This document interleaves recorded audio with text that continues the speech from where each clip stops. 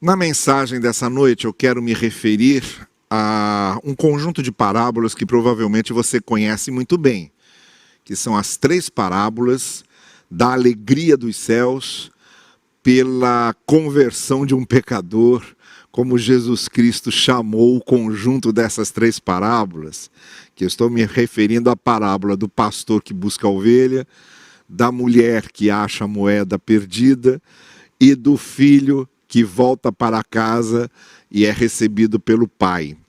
E ao terminar essas 3 parábolas, Jesus Cristo fez a seguinte referência a todas elas: assim, no céu, há uma grande alegria por um pecador que se arrepende ou por um perdido que é encontrado. Por que foi que Jesus Cristo contou essas 3 parábolas?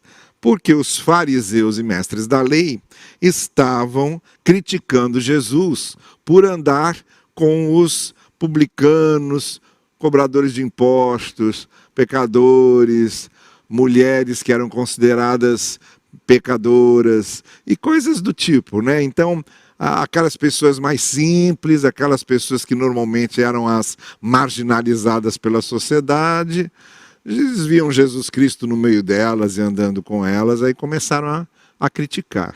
Esse texto de Lucas 15 vale pelo texto de Mateus capítulo 11,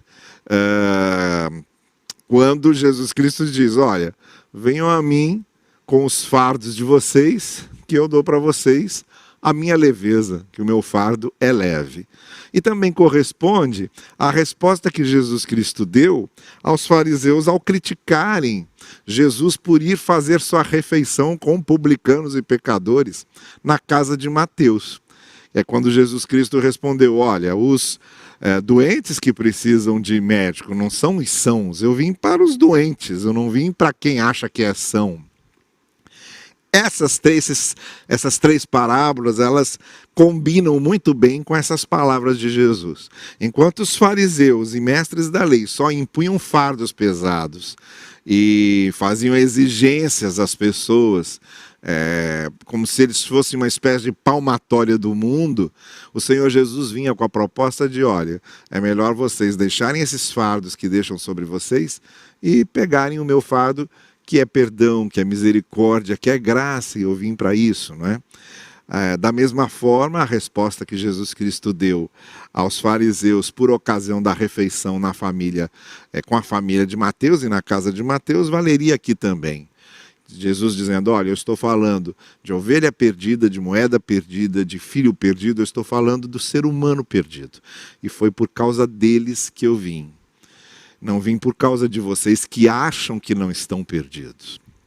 Então eu queria falar, nesse contexto, dessas respostas que Jesus Cristo deu, e muito especialmente dessa resposta que ele dá com essas 3 parábolas, mas quero destacar a segunda, que é a parábola da moeda perdida, que no capítulo 15 de Lucas, você conhece bem a narrativa, Jesus Cristo diz assim: qual é a mulher que, possuindo 10 dracmas, a dracma é a moeda grega que equivalia ao denário, que eles conheciam muito bem. O denário era o pagamento por um dia de trabalho. Tá bem? Então, 10 denários ou 10 dracmas, perde uma delas, não acende uma candeia, que é aquela luminária alimentada por óleo, né, por combustível que fazia com que a chama ficasse acesa, varre a casa, procura atentamente até encontrá-la. E quando a encontra, reúne as suas amigas e vizinhas e diz: alegrem-se comigo, pois encontrei minha moeda perdida. Eu digo que da mesma forma há alegria na presença dos anjos de Deus por um pecador que se arrepende. É desse texto que eu quero falar com você essa noite. Olha, a reflexão que eu quero fazer é a seguinte: quando a gente fala em fé cristã, nós estamos falando em seguir o Cristo. O que é a fé cristã? A fé cristã seria nós termos como padrão a figura de Jesus Cristo, e ele se transformando nessa referência primordial, nessa referência central, ele então começa a se tornar aquilo que queremos imitar e aquilo que queremos ser. Por isso ele é o mestre e nós somos os discípulos. Por isso ele é o Senhor e nós somos os servos. Por isso ele é o Redentor e nós somos os redimidos. Então, alguém que se diz cristão ou cristã, alguém que adota e assume esse rótulo, esse nome, essa qualificação, esse atributo, o que ele está querendo dizer, é um pressuposto natural, é que ele está seguindo o Cristo. E por que é que ele está seguindo o Cristo? Porque ele quer se tornar igual a Cristo. Ou ele quer reproduzir na sua vida, na sua maneira de agir e de reagir, na sua conduta, no seu andar, no seu comportamento, no seu relacionamento com os outros, não é? No seu convívio, ele quer reproduzir essa referência absoluta que ele possui, que é a pessoa, os ensinos do Senhor Jesus. Aqui chamamos normalmente também de evangelho. O evangelho é essa reprodução do que Jesus foi e do que Jesus ensinou, para impactar a nossa vida, para transformar a nossa vida, para mudar a nossa vida. Bom, partindo dessa premissa, partindo dessa introdução geral de que fé cristã é a fé que quer reproduzir os ensinos, o exemplo deixados por Jesus para serem vivenciados, para serem experimentados no dia a dia. Eu quero então pegar essa parábola, essa segunda parábola desse tríduo que eu mencionei a vocês, não é? Dessas três parábolas, para tirarmos aqui e para pensarmos em três coisas.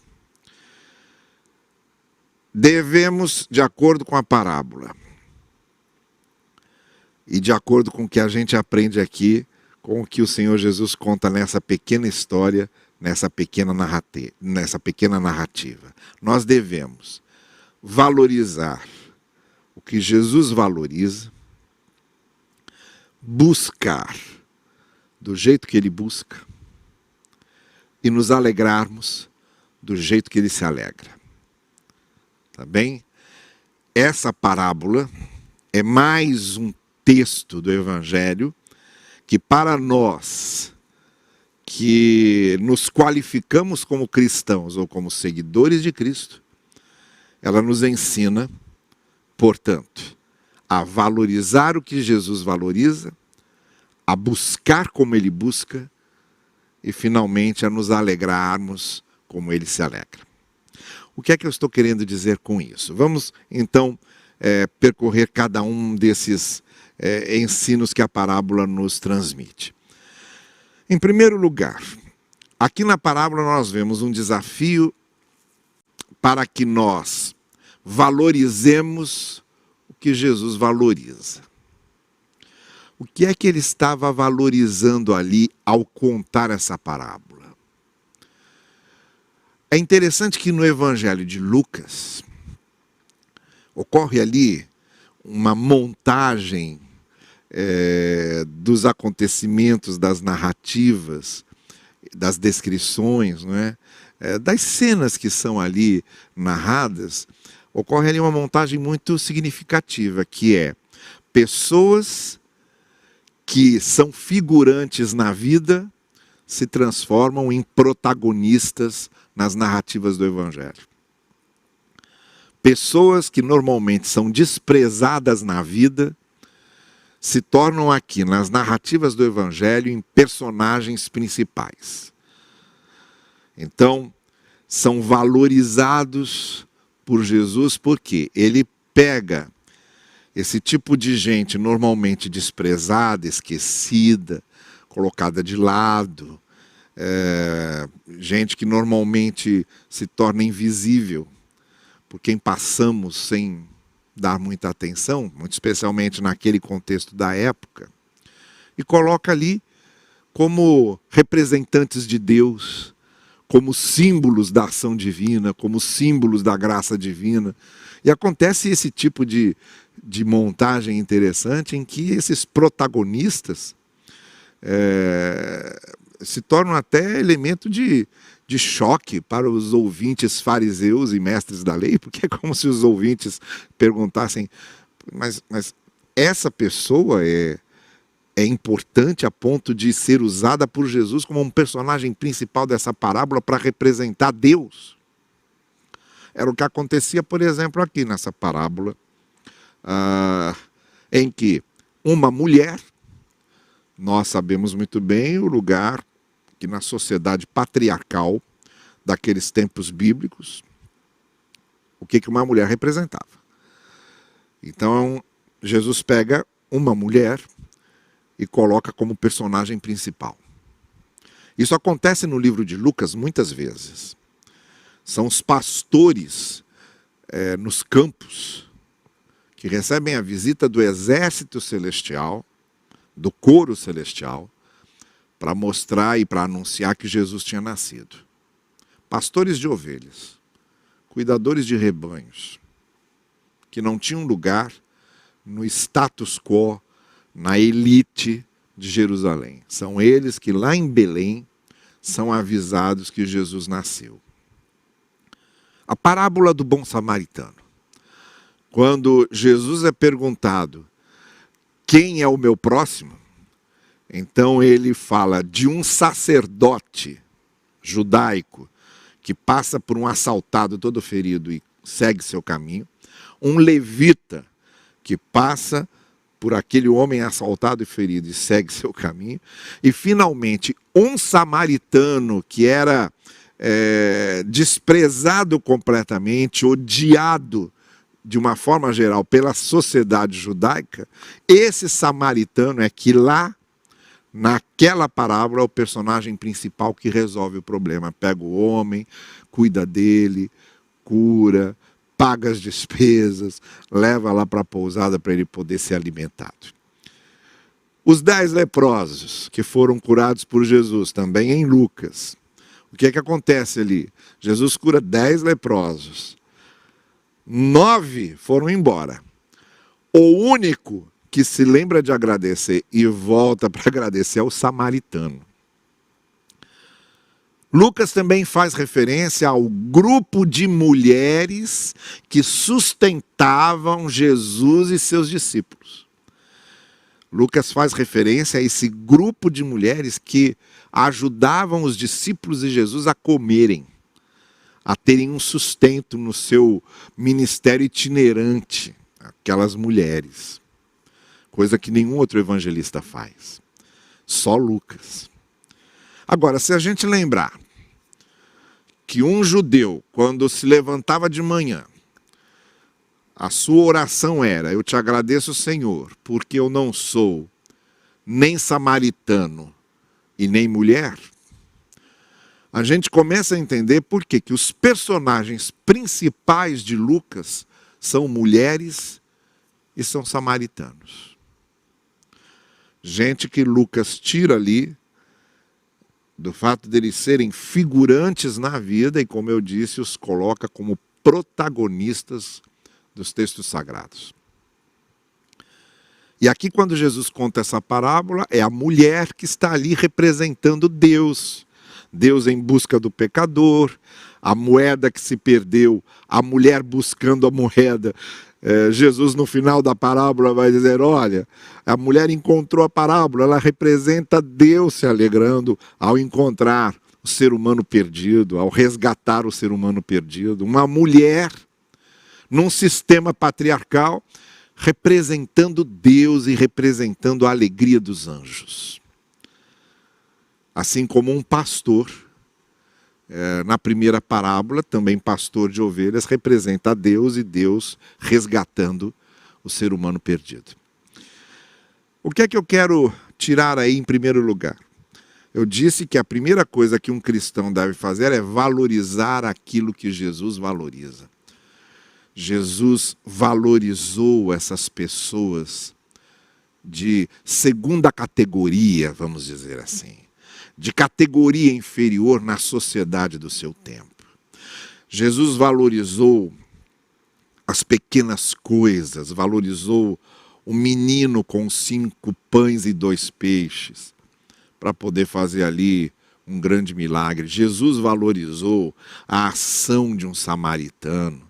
Jesus valorizou um cego, mendigo, que estava precisando de auxílio e ele deu auxílio. Então Jesus vai valorizando o que normalmente nós desprezamos. Essa é a primeira coisa que na fé cristã temos de prestar muita atenção. Na fé cristã valorizamos o que Jesus valoriza. E Jesus valoriza o ser humano não importando a sua condição, não importando em que lugar da pirâmide social ele se encontra. O que Jesus valoriza, nós valorizamos. Jesus valorizou aquela mulher como uma personagem que representava Deus. E nos ensina a valorizar as coisas que normalmente são desprezadas. Essa é a primeira coisa que a gente precisa aprender. A segunda coisa é buscar como Jesus buscou. E aí eu quero chamar a sua atenção pelo seguinte: aquela mulher está ali representando o amor gracioso de Deus, o amor de Deus que vai em busca do perdido. Mas perceba os detalhes da parábola. Ela percebe que perde uma das suas moedas. Como eu disse, a dracma equivalia ao denário. O denário era o pagamento de um dia de trabalho. Não é feita nenhuma referência ao marido dessa mulher, mas digamos que se ela fosse casada, essas 2 moedas, essas 10 moedas, esses 10 denários faziam parte do seu dote, aquilo que uma mulher guardava para se sustentar caso o seu marido viesse a faltar. Ou se já fosse viúva, o que essa mulher tinha? Essa mulher tinha 10 dias de trabalho. Era o que ela tinha. Suas posses eram essas. 10 dias de trabalho. Era o que ela tinha para sobreviver ali, naquele momento. Então, perder uma dessas moedas, perder um desses 10 dias, de ganhos desses 10 dias de trabalho, era perder muito. Era perder demais. Não é? E aí o que acontece? Ela começa a buscar com muito cuidado e com muita atenção. O texto diz que ela presta muita atenção. Vamos pensar no seguinte: aquelas casas daquele tempo não tinham janelas. Janela era coisa de luxo, né? Essas casas humildes, a casa de uma mulher com 10 dias de trabalho só guardados, provavelmente não tinha se tinha uma janela era muito. Então a luz de fora não entrava, ela precisava de uma candeia, precisava daquela lamparina para ajudá-la a achar. Então, primeiro, ela tinha que prestar muita atenção, porque era pouca luminosidade da rua, e a luminosidade de uma candeia não era, com certeza não era como um desses refletores que estão me iluminando aqui. Era aquela chama muito tímida, alimentada por óleo, e ela tinha que prestar muita atenção. Um outro motivo pelo qual ela precisava buscar com muito afinco e com muita atenção era o piso.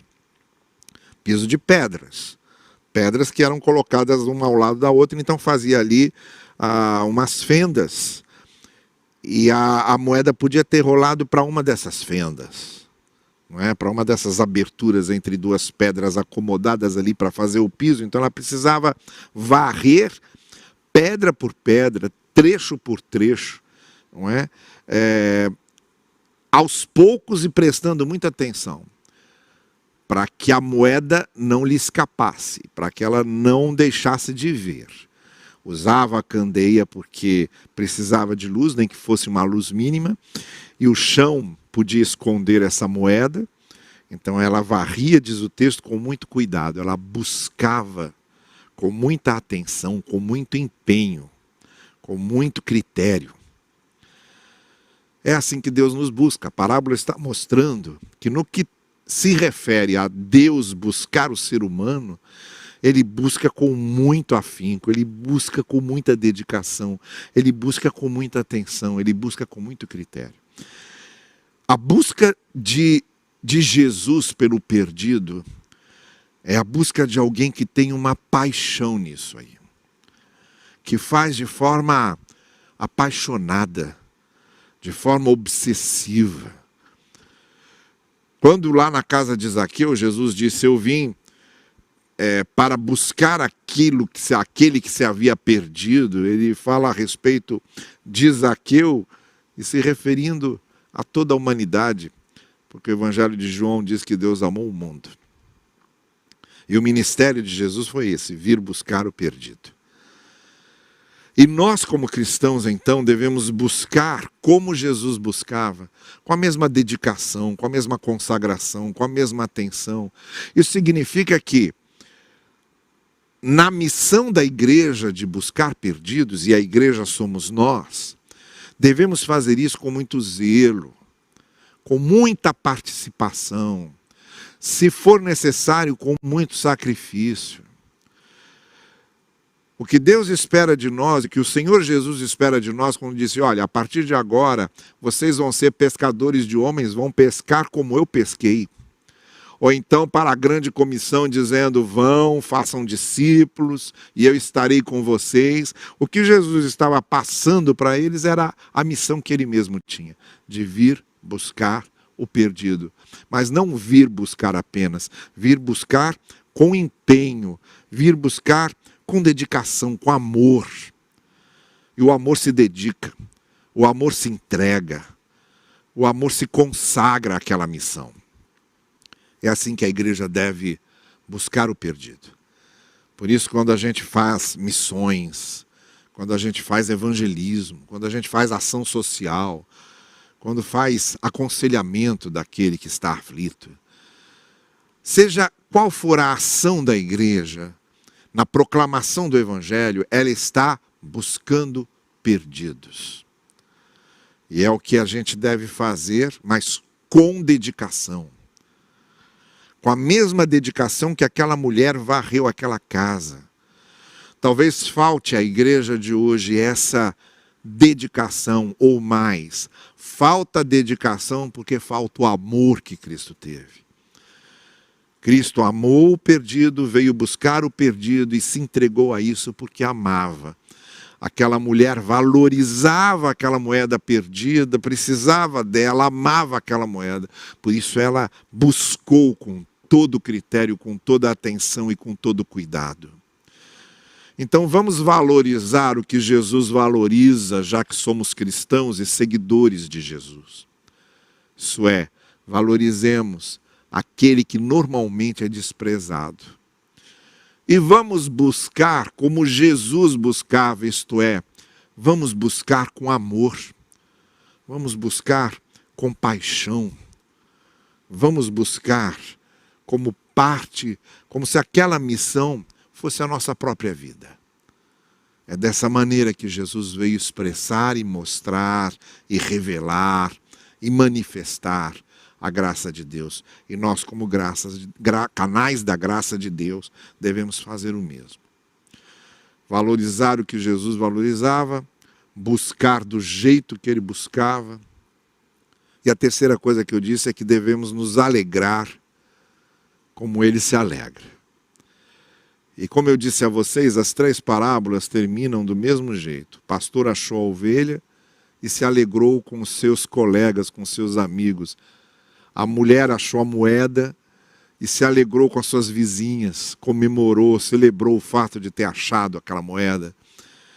O pai teve o filho de volta e fez uma grande festa, reuniu seus empregados todos, comeram e celebraram a volta do filho. E aí, a cada momento em que nessas parábolas Jesus faz referência a isso, ele diz: assim acontece nos céus. Quando os anjos, que representam Deus, os céus representam Deus, os anjos representam Deus, é como se Jesus dissesse: Deus se alegra. Quando a vida de uma pessoa é transformada, quando um perdido é encontrado. Porque a alegria de Deus, como a alegria de Jesus, vem do fato de Jesus e de Deus serem agregadores. O sentimento de agregação, o sentimento de trazer para perto, o sentimento de aninhar e de abraçar, o sentimento de acolher, quando consegue fazer isso, produz uma grande alegria. Havia alegria porque havia propósito de acolhimento e o acolhimento aconteceu. Por que eu digo então que nós devemos ter essa mesma alegria de Jesus? A gente só vai conseguir ter essa mesma alegria de Jesus se o nosso desejo de acolher for o mesmo. Se o nosso desejo de agregação for o mesmo. Agora, se a gente como igreja, ou como discípulo de Jesus, ou como cristão, ou o que valha, se nós começarmos a nos preocupar em ficar separando o joio de trigo, que Jesus Cristo já tinha avisado antes: ó, não façam isso, porque isso é trabalho para os anjos no final dos tempos. Vocês não têm que ficar separando o joio de trigo, vocês têm que acolher e trazer. Vocês têm que abrigar e trazer para perto, essa é a missão de vocês. Agora, se em vez de acolher e trazer para perto, a gente fica querendo separar joio de trigo, criando critérios para mostrar esse é joio e aquele é trigo. Ou, se a gente fica querendo separar o que é bode do que é ovelha, como Jesus fez no grande tribunal, não é? E também não é papel da igreja ficar fazendo essa separação. O que a gente tem é que acolher, é que abrigar.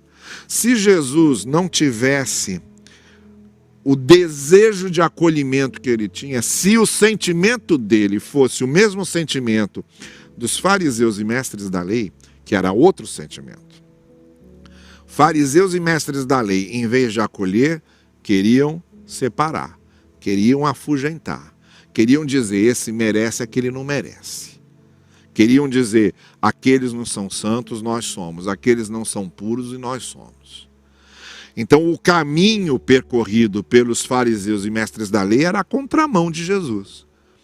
Jesus vinha no sentido contrário. Ele vinha dizendo: é para acolher e para trazer para perto, não é para separar e para afugentar. Então o que eu digo é o seguinte: nós jamais sentiremos a alegria de Jesus por vermos pessoas acolhidas e trazidas para perto, se esse não for o nosso desejo. Se o nosso desejo como igreja é o dos fariseus e mestres da lei, de separar, fazer distinção, afugentar, julgar, agir como tribunal, a gente não vai sentir alegria nunca. Por isso, talvez, é que a igreja de Cristo, muitas vezes, sinta tão pouca alegria. Porque não é o seu desejo acolher.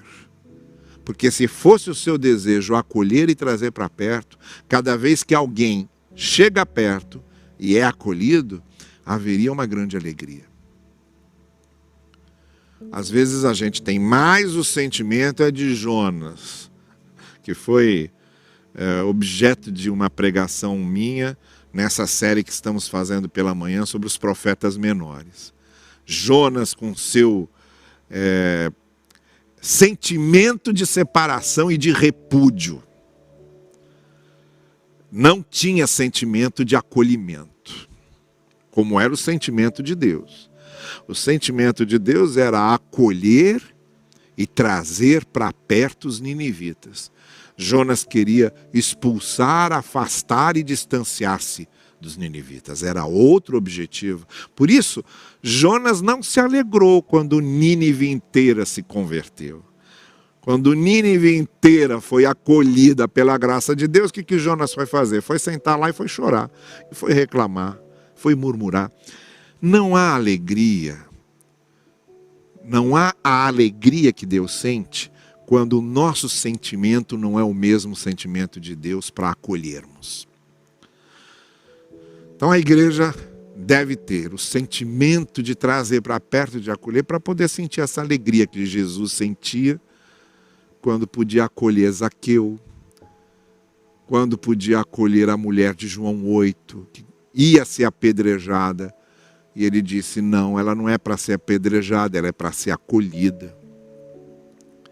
O sentimento de Jesus quando acolheu o leproso, o sentimento de Jesus quando acolheu o cego de nascença, quando acolheu o mendigo cego, quando acolheu Madalena, quando acolheu pescadores desprezados, quando acolheu cobradores de impostos que eram objeto de preconceito e de desprezo. Então, quando conseguiu acolher essa gente, Jesus se alegrou. Era a alegria dos céus. Não é a alegria que os fariseus e os mestres da lei sentiam. Então vamos voltar lá no pensamento inicial. Fé cristã significa sentir o que Jesus sentia. Imitá-lo nos seus sentimentos. Tê-lo como referência para o que sentimos e o que queremos. Então, quem faz parte da fé cristã, quem diz ser um cristão, ele valoriza o que Jesus valoriza, ele busca como Jesus busca e ele se alegra como Jesus se alegra. É aí que talvez devamos começar a nos examinar para saber se realmente somos da fé cristã ou só temos um rótulo. Eu valorizo o que Jesus valoriza, eu busco como Ele busca e eu me alegro como Ele se alegra. Pergunte a você, examine-se e vamos partir daqui, está bem? Quem quiser seguir a Jesus, comece aqui, sentindo o que Jesus sentia, vendo como Jesus via e querendo o que Jesus queria. Vamos orar juntos? Senhor querido, que a Tua palavra habite em nossos corações e nos transforme em pessoas cada vez mais parecidas contigo. É o que nós te pedimos no precioso nome de Jesus. Amém.